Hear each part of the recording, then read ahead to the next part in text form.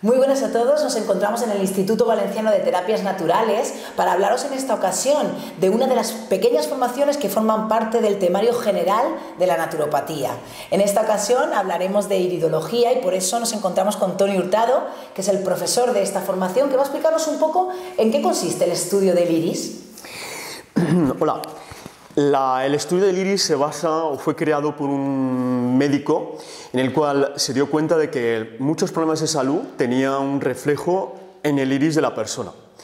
Creó un mapa a través de sus observaciones y más adelante creó lo que llamaríamos luego la iridología, que es un método totalmente occidental.